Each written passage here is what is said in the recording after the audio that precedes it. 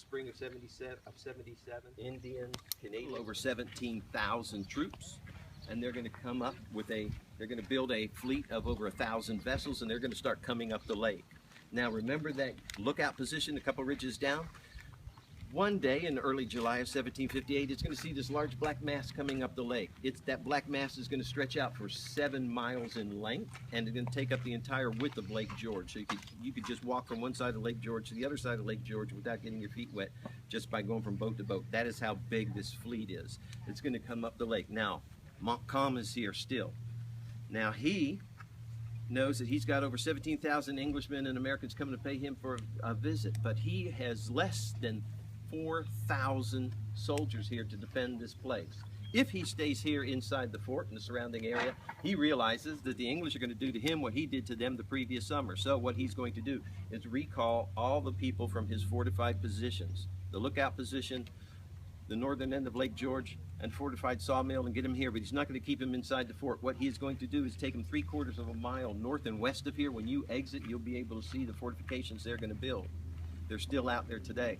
They will construct in 2 days. They will clear cut the heights of Carillon. They will construct a 3/4 mile zigzag fortification that's upwards of 12 and 15 feet tall, 6 feet wide. They're going to put small cannons all along the top of it. They're going to put firing steps so the marksman can get up on top of the wall. Up on top of the wall, you're the marksman.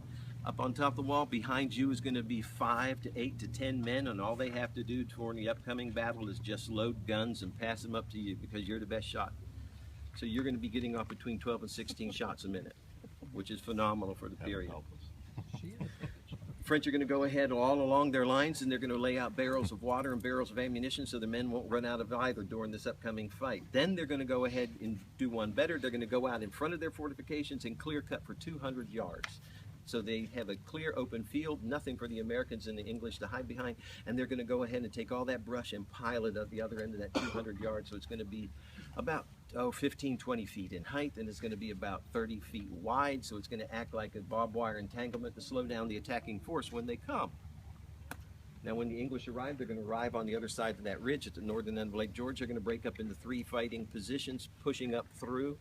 One of them being led by Lord Howe is in the center, going through where the town of Ticonderoga is today. He's going to run into a scouting party of 150 Frenchmen. Fighting is going to erupt right there since he's out in front. One of the first shots that the French are going to fire is going to go through both of his lungs, his heart, and his spine. He's going to go hit the ground dead. That's going to dismay the English and Americans attacking. That's going to slow them down for a day and a half, disorganize them before they get reorganized. They're going to push through, get across the Lachute River, come up where you went through that flashing red light to come up here today, that highway that comes up here.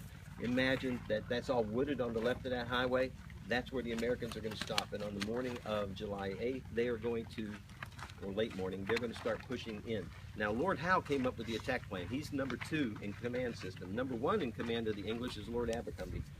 He's a political appointee, not a very good field commander, but a good organizer. He's not going to have any control of this battle for the entire 6-hour engagement. The Americans and the English, instead of attacking all at one time, all along the French lines, like Howe wanted, they're going to attack piecemeal. From the left, from the right, from the center. For 6 hours, they're going to be pinned down. Out of the entire attacking force of over 17,000 men, only 1 unit of the British Army is going to get over the French lines. When you go exit out today, you're going to see on your right an 8-foot-tall stone cairn, little tower. That's going to mark that spot where the Black Watch, the 42nd Highlanders, are going to come up over the French lines. They're going to go into this fight with over 1,100 men. They're going to come out of this fight with less than 500 men. They're pushed back, the Americans. Look at this howitzer. It's 1 out of 10 howitzers made in the US. As you can see right here.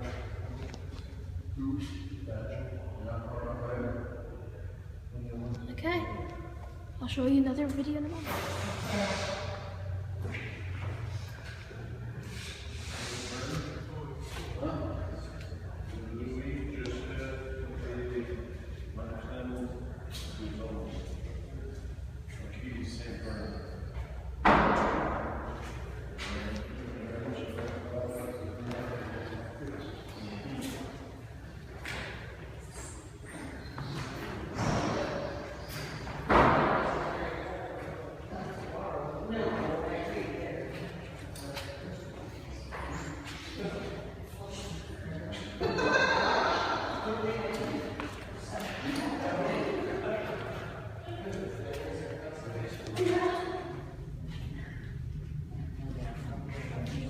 uniforms.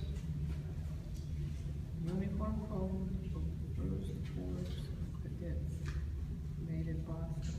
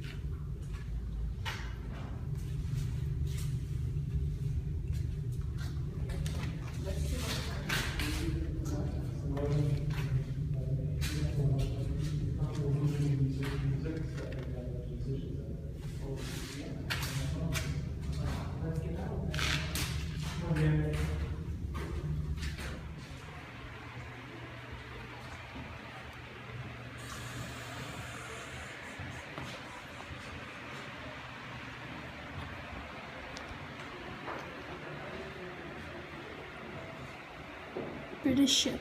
Awesome.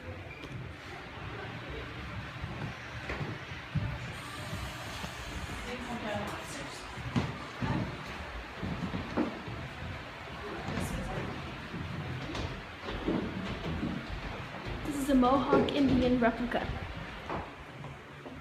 Hey, this is the Happy Gamer. Sorry I haven't been talking a lot. I'm in a museum and you're not supposed to talk, so just enjoy this. This is David Perry. He was a 16-year-old. This is like a model of him. And this is just the view which I'm in. You can see close-ups later. There's like a giant cannon right there. The flag. More cannons. And yeah, you're just gonna see like different parts of the museum, but I'm gonna be quiet because it's supposed to be quiet. You might hear me say a few words, but yeah, I'll try to add some kind of background music or something. Okay? Enjoy.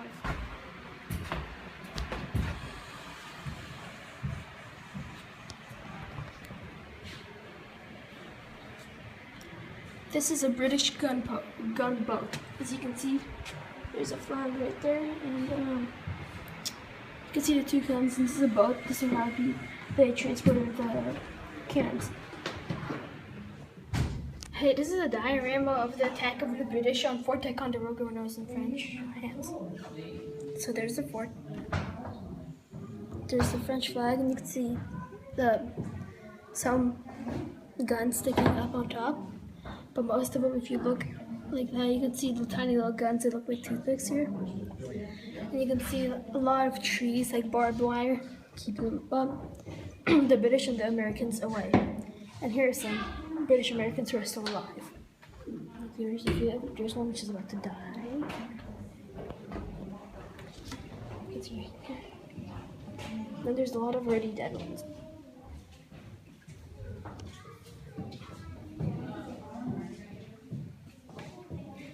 Okay.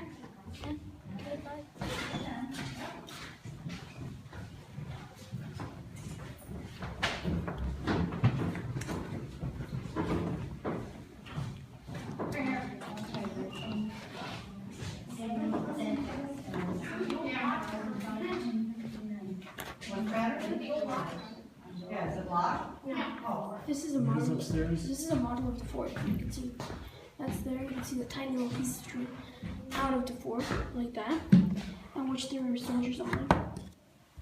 And when the enemies would take over that little place right there, the French would burn the drawbridge, and the remaining soldiers would retreat back, and there would be no wall right there, and so they'd just kill everybody who got under. And there's like two barracks and stuff like that. Okay. Here are some pikes. Cannon carriage. This is a cannon carriage from Benedict Arnold's flagship. And there's a mini little cannon which they use on the ship. Okay, here's a cool diorama of Ethan Allen capturing Fort Ticonderoga, and it was made in 1962. And you can see there's the captain of the Fort Ticonderoga when it was in British control. You can see Ethan Allen capturing them. And you can see Ethan Allen's Green Mountain Boys fighting against that one British sentry, because there's only like a few British soldiers, and there was one British sentry. And they apparently had a dog, which I don't think is historically accurate, but whatever. And you can see like the old houses and yeah. So this diorama is of the soldiers pulling the cannons from Fort Ticonderoga to Boston for more battles in the Revolutionary War. And they're pulling them across the Catskill Mountains, which made it really hard.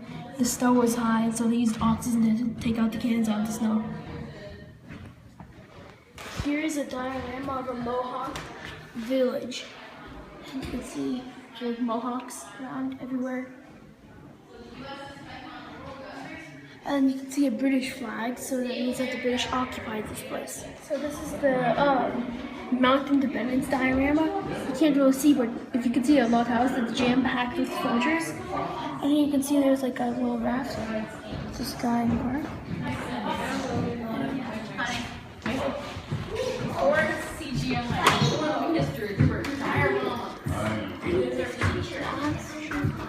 Okay, I'll get a picture. I will get a picture.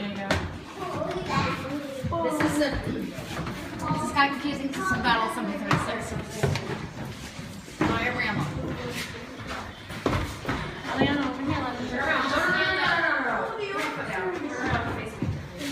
Here's some pictures of the soldiers. French soldier.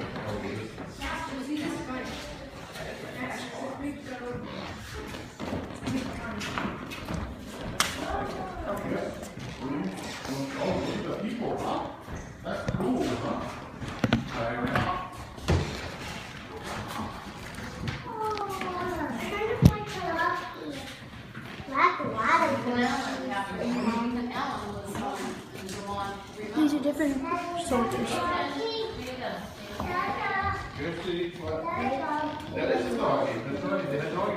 Look at those miniatures. Cannons. Yeah? Yeah.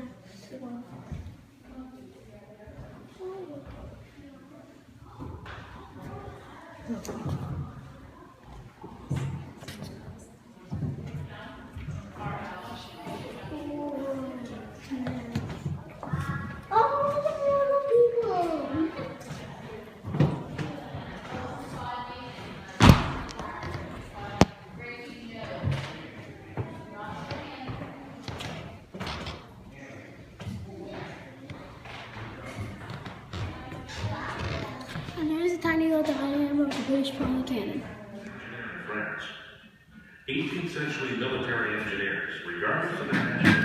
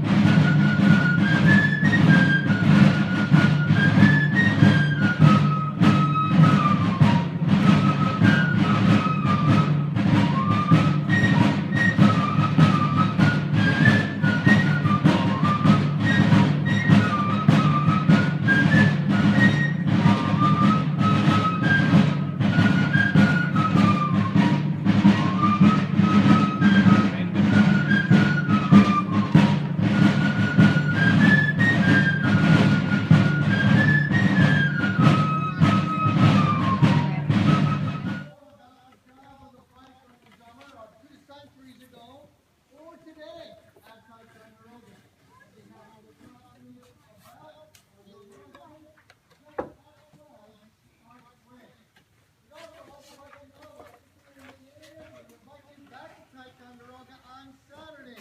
This is our annual biking jump lecture. It's a day of music all day long. We'll have several different biking run tours here. We'll be playing throughout the day. There's also an evening tattoo or evening concert at Ticonderoga on Saturday. If you're willing to join us, we'll be able to complete a musical program from 1787 all the way through 1865. We'll cover all the major conflicts in North America. And now we're ready to sew. Can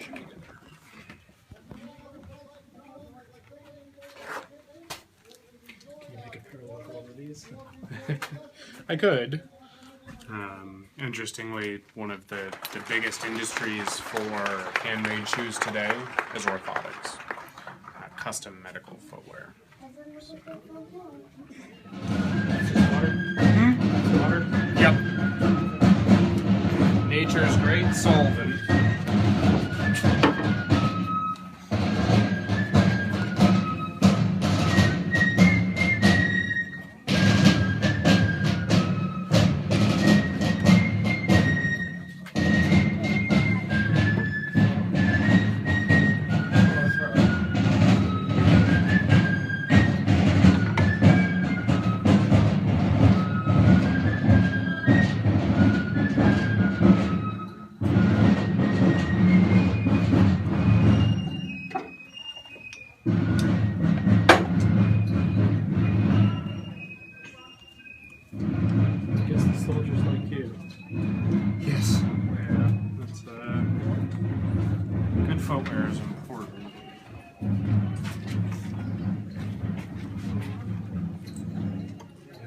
only did they march on their stomachs, but on their feet too. Well, you know, it was Napoleon that said that soldiers and an army march on its stomach. It was Wellington, his opponent, and consequently the fellow who beat him at Waterloo, who said the most important thing a soldier can have is 2 good pairs of shoes with enough leather to repair them. Right? Wellington won, so which do you think is more important? Footwear. I know I could probably go a lot further on a good pair of shoes than I could on a bag of food.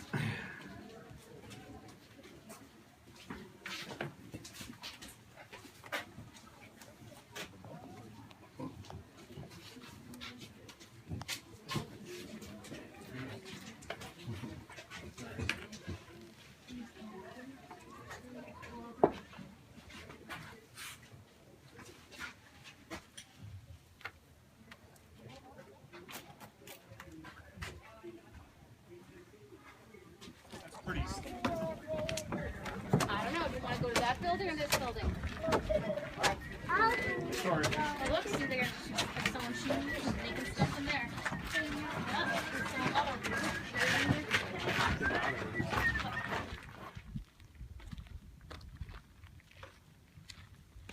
Thanks for watching and please subscribe. Welcome to Fort Ticonderoga. Beautiful place. Please subscribe to the video.